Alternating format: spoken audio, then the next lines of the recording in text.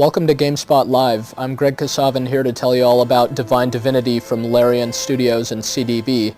The worst thing about Divine Divinity is probably its title. It's got this kind of awkward name for what's an otherwise very accessible and in most ways very excellent adventure role-playing game. Divine Divinity has a conventional fantasy setting and also seems to borrow liberally from games like Diablo and Diablo 2 and even the Ultima and the Baldur's Gate series, but it actually combines elements from all these successful role-playing games into what's actually a pretty distinctive game, one with a lot of really great aspects of its own.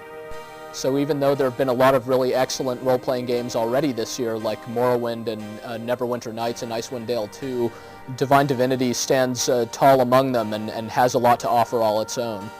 The game starts out a lot like Diablo 2. You choose your character from a male or female version of 3 different classes. There's a warrior, a wizard, and what's called a survivor, which is basically a rogue. And depending on which character you pick, they have different starting skills and also a unique special ability. For instance, the warrior has a whirlwind attack that hits every enemy adjacent to him, and the wizard has an ability to switch places with an enemy creature, and the survivor has the ability to sneak around without his enemies knowing. Other than that, you'll find that actually the characters have the ability to learn skills from any of the other character types. This seems initially like which character you pick at first doesn't matter, but the character you do pick and his special ability is really going to govern the way you play through the game. And meanwhile, you can customize the character in any number of different ways as you gain experience levels. So the system actually works really well and lets you build up a character who's multi-talented. So you could have a warrior who can cast a healing spell or has the survivor's ability to regenerate his hit points automatically. Or you could have a wizard that can lockpick and pickpocket people. Or you could have a survivor who's really adept with the crossbow skill, something a warrior would normally have. This gives Divine Divinity a good amount of replay value and lets you create your character pretty much however you want.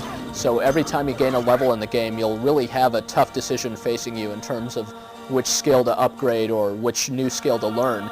And this isn't because there are a lot of things that could lead you to bad choices. You can't really have a lousy character in the game if you pick the quote-unquote wrong skills. It's more that there's so many viable options that you can take at any given point, and you'll just have to decide whether you want to focus on magic or on combat or on kind of stealth and persuasion. Likewise, even though the game starts off as kind of this hack and slash action RPG similar to Diablo, you'll find that it actually has deep role-playing elements to it. There's just a lot going on in the world of the game. You can explore in any direction from your starting point and just head off wherever your feet may take you, though you may have to contend with some powerful monsters along the way. But really it's just this big open-ended game where you can go and decide whether or not to participate in the various kind of political and social situations going on, whether you involve yourself with the problems of townspeople or whether you just go off stomping through the countryside, hacking down different monsters. That's all up to you, and in what combination you do those things is up to you, and in what order you do them. So really, Divine Divinity has that aspect to it that people really crave from role-playing games, just that sense of freedom and open-endedness that you get from games like this. Though the world of the game is really large, there's some features that really make it easy to get around, which is great. Early on you find these kind of pyramids that let you teleport to and from them. It's kind of a pair of matching relics, and you can also go around the overworld and trigger these different teleporters that again will let you transport quickly to and from them. The game has almost no loading times in it, so as you're going around this massive world, you'll be really impressed by how seamlessly you can go from being in like an underground dungeon or catacombs or a graveyard or something, and then just kind of saunter into town and into a tavern, something like that. So really the game has equal parts questing and just pure kind of role-playing action. You really get a good sense of your character getting more and more powerful as you gain levels. There's tons of different weapons and equipment and spells that you can find and gain. Really, the game is just satisfying on that level. The combat just has a good feel to it. You'll gain new abilities and weapons, and you'll see that your character is noticeably stronger. Divine Divinity uses 2D graphics, but they look really great. Actually, this is quite possibly the best looking 2D role-playing game for the PC yet. It's just got a lot of detail going on, and even though the game uses kind of that earthy, washed-out Diablo-style color scheme, the animations are really smooth, and the game just generally looks really good, and you feel like it's not just window dressing. You know, if you go into a tavern and see lots of meals and kind of bottles sitting around, those are all things you can pick up or throw across the room or what have you. The world consists of discrete objects and isn't just a painted background.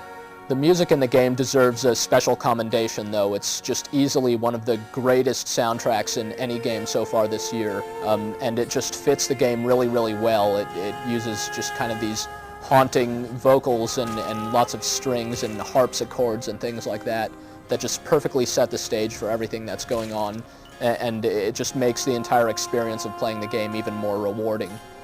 The rest of the sound is quite good, and some of the voice acting is actually a little hokey, but some of the rest of it is quite good too. Actually, considering the game comes out of Belgium, the English translation is surprisingly solid. Some of the dialogue will actually intentionally make you laugh a little bit, kind of cut through the grim seriousness of the fantasy setting with a little comic relief, and you'll probably appreciate that. All told, Divine Divinity is really just a surprisingly great RPG, combining action and just pure epic role-playing into a successful whole. It does have elements of other successful RPGs before it, but these combine to give it just its own distinctive flavor, and considering the game is coming out on the heels of like Morrowind and Neverwinter Nights, it's impressive that it accomplishes so much and manages to be this excellent game even amidst the really high standards of the genre currently. So don't let it pass you by. If you're into role-playing games, definitely check Divine Divinity out.